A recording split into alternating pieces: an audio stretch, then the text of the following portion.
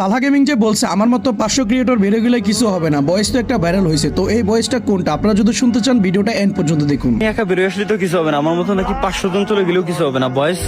Voice record একটা তো viral হয়েছে শুনলাম, যত যা এর মানে ওরা অ্যাকশন নেবে না, ওদের ইচ্ছা। আপনারা অনেকে বলছেন তালহা গেমিং নাকি এগুলা বানায় বলছে, কোনো ভয়েস রেকর্ডিং ভাইরাল টাইরাল হয় নাই। তো বিবেস প্লেয়াররাও কেন মুখ খুলে কথা বলতেছে না ওইটাও প্রমাণ পাবেন। তো এই ভয়েসটা শুনুন, তাহলে ক্লিয়ার হয়ে যাবে।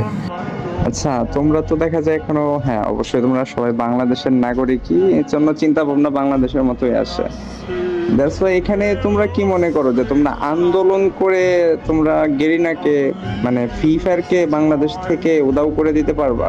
এটা কি তোমাদের ধারণা? তাহলে মনে হয় যে তোমরা বোকার স্বর্গে বসবাস করছো।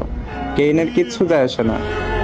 যদি এখান থেকে যদি 500 মানুষ যদি না থাকে কিংবা 1000 মানুষ না থাকে, গেইনের আই থিঙ্ক কিছু যায় আসে না।